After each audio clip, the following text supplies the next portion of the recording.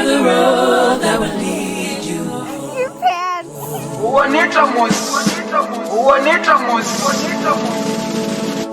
That will lead you.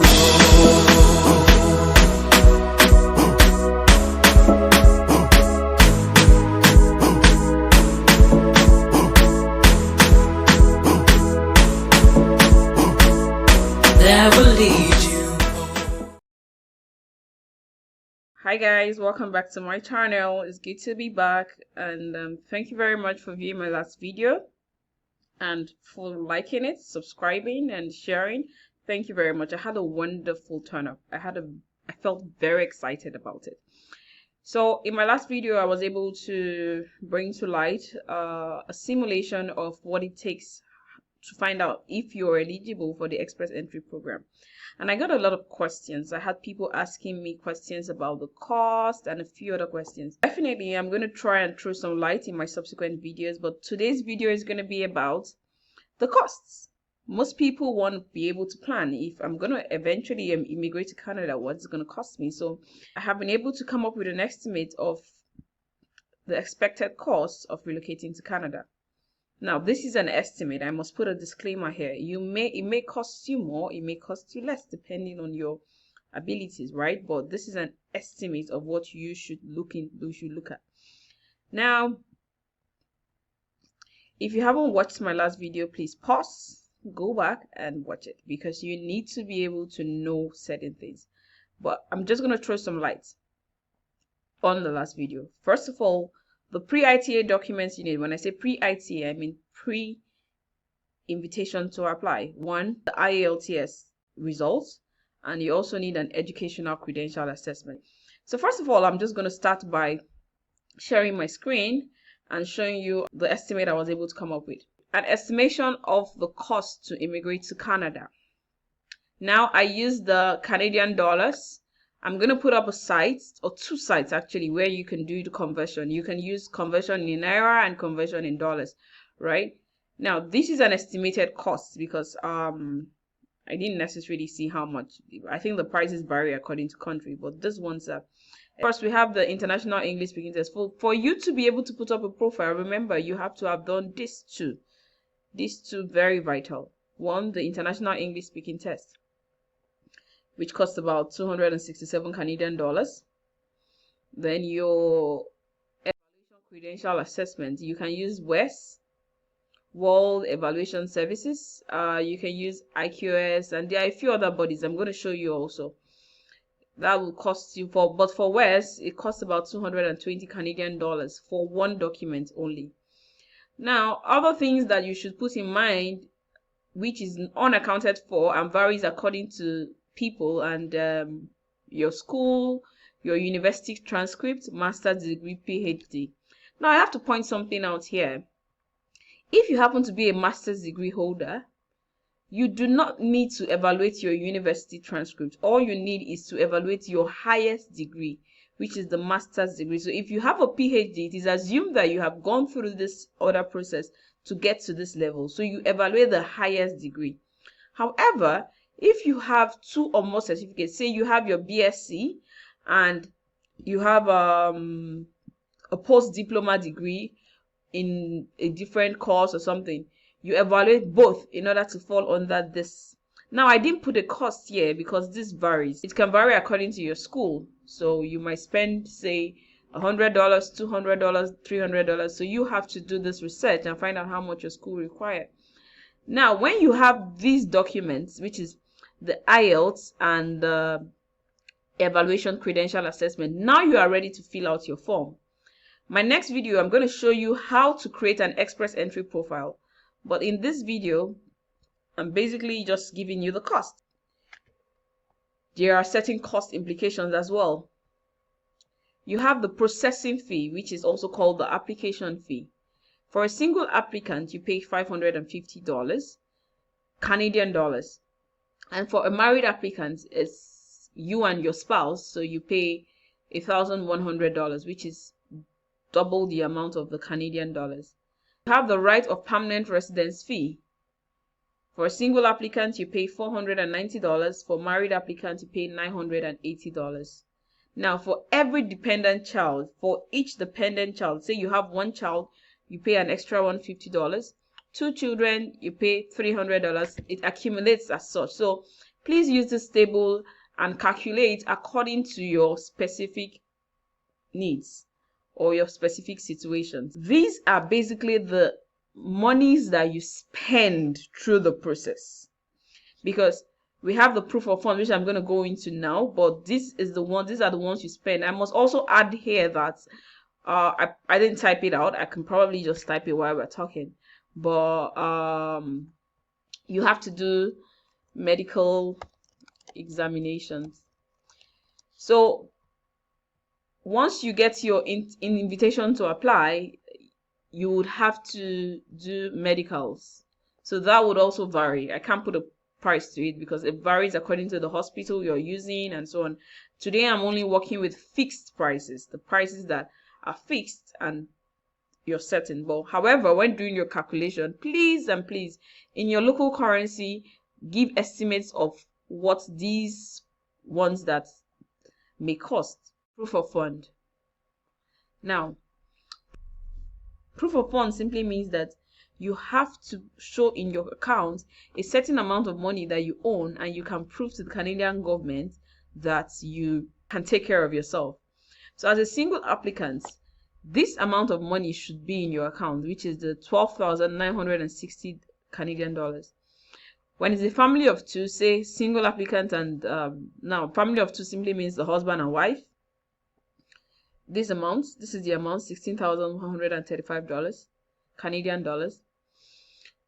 Family of three, so you have one child and it increases as such. So family of seven, this is how much you should have in your account to show that. Now for an additional family member, for each additional family member, you add it. So $34,299 plus $3,492. So you have to do all those calculations, right?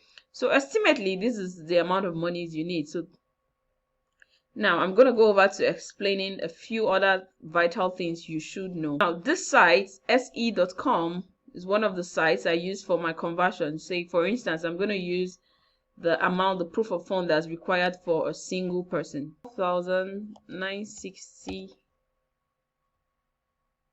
Now I'm going to convert it first to Naira.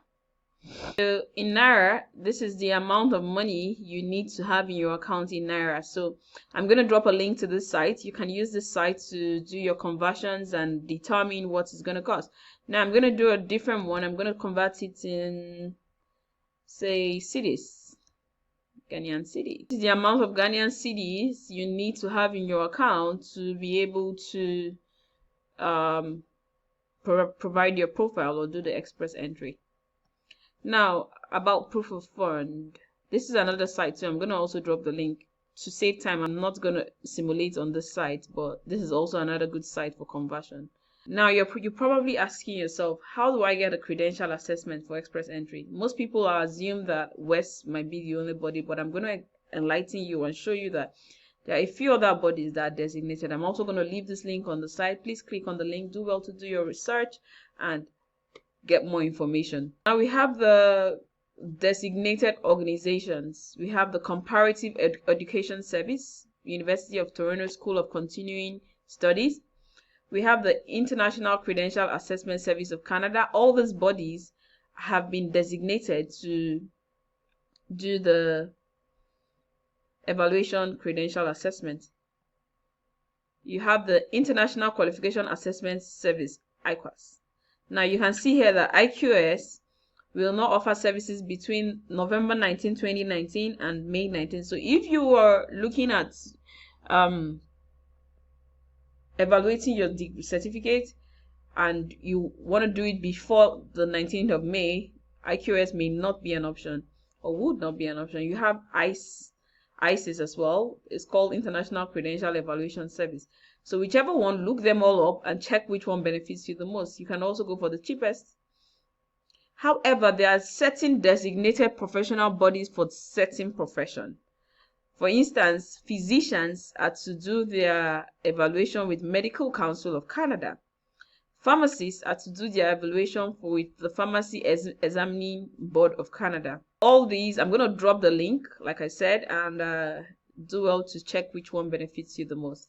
Now over to proof of funds. This is the scariest part of the immigration process, I must say, because most people would look at the sum and be, oh no, there's no way on earth I have this money. You know what, I'm going to drop my testimony here over time on how I came to Canada.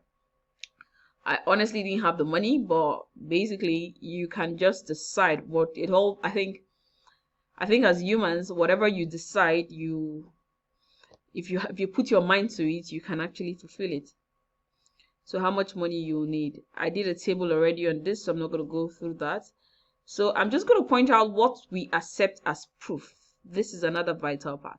The key thing that Canada wants to see is that the funds must be readily available to you.